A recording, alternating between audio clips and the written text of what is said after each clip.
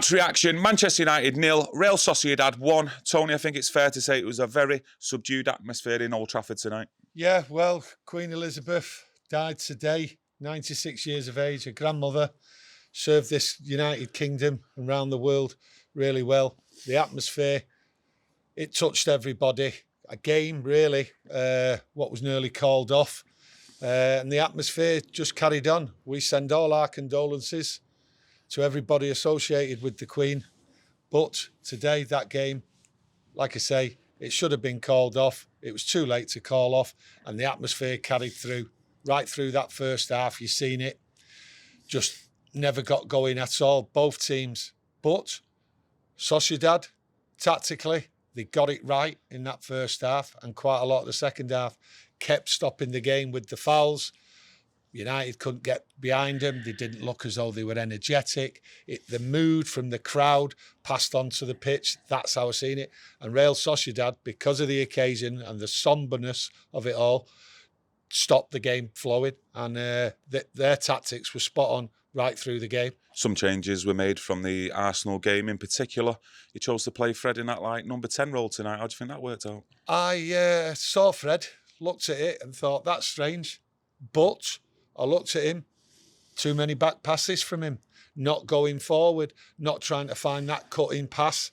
That's typical of Fred. And when he got the ball wrong, same thing again from him. Arms up in the air, lacklustre. A poor performance from him tonight. Do you think we created enough chances tonight to actually get a goal?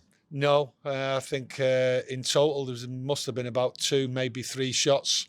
It just didn't seem to work. We seemed to try and get behind. It never worked. There was no backing up when the player did get behind. Elanga got behind. I noticed once or twice. Anthony once or twice. It just never seemed to work. The players were off the pace completely tonight. You made a couple of changes at half time with Bruno and Martinez coming on. I think it was roughly 10 minutes into that second half. They got a penalty. Yes. What did you think of that? Should it have been a penalty? Well, what it was just before it, Martinez there done an absolutely outstretched leg, cleared it, and then they were back in the penalty box. The shot, and I'm telling you now, the most outrageous penalty decision ever given. The rules are, and it states, if it comes off the body onto the arm, it's no penalty. So I do not know what's going on with that decision tonight. It's an absolute disgrace. Spoilt the occasion, spoilt everything, the mood, the lot.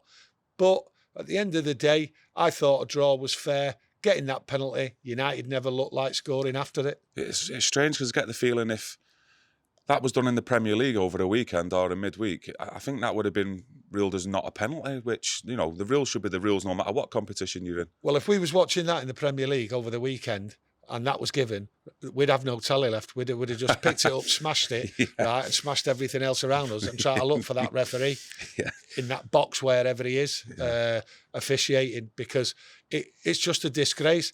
The scream and shout about it. But to be honest with you, I think because of the occasion, I think it'll just get blown over and ignored. But it was a bad decision. Sometimes UEFA, the way they officiate, the way they go on with themselves, absolutely baffles me. And it was just one of them nights. I actually thought the ref was poor tonight with some of the decisions he made. Early on, he should have done bookings before, and too late doing the Spanish bookings. Kill the game, it did. Might be a bit of a strange question, this, but especially with Sociedad winning 1-0.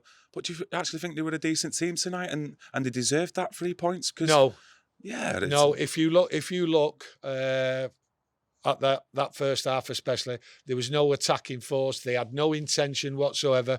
Like I said to you earlier on, they had a game plan just to sit there, defend, foul, stop the game, keep interrupting it, stop the flow of Manchester United, and the flow got stopped. Yeah. They were a poor side tonight, and I think on a different night, different occasion, United would have swept them through. Yeah, because I wouldn't have said like any of the United players who started the game or even the subs that come on.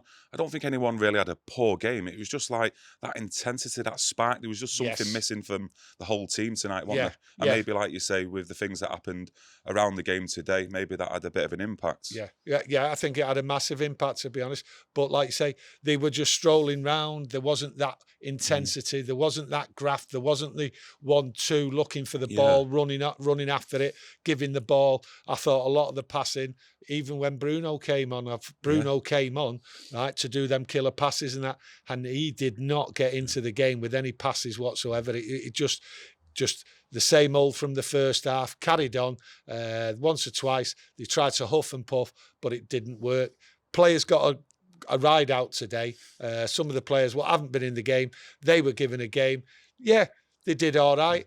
They didn't do. There was no pressure for him, but it was nice to see Garnacho and Charlie McNeil come on. Made his debut today as well. Charlie McNeil made his debut, but I thought Charlie should have come on a little bit earlier. It was the game to do it. It's the competition to do it. Is that the competition he's going to look to go forward with, Ten Hag? I don't think so. I think he's going to use it. He's got a game management to look after, and that competition is going to be used for that, because it's a massive, massive year and the games are going to be condensed and players need rest. And we need to look at some of these youngsters. Maybe next time he needs to bring them on a little bit earlier, maybe even start them. I think that's the competition these kids need. Still confident that we'll qualify out the group stage? No, I'm not confident. No, I'm not confident whatsoever. I think with United, you've got to go game by game. I don't look as though United need this competition. I think they just need the Premier League.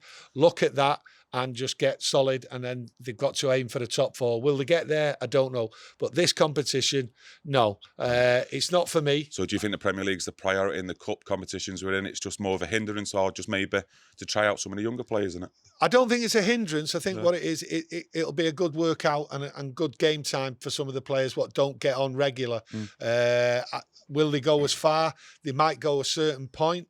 But the thing is, I don't expect them to go all the way. I think the Premier League is too tough now, and these players need to be spot on, and they can't be risked. We really can't be risking players going abroad in this competition, being injured, and then messing up. Man United can't afford not to be in the top 4, and I think that's Ten Hag's priority. And keeping players fit and fresh, this is the way to do it. Give the players a little bit of a game time. Those who aren't in regular, that's what this competition's for. Yeah, some great words there tonight on the game, Tony. Listen, get your comments in below. Smash a like on the video, subscribe, and press that notification bell, because we will be back on Friday. Thanks for joining us.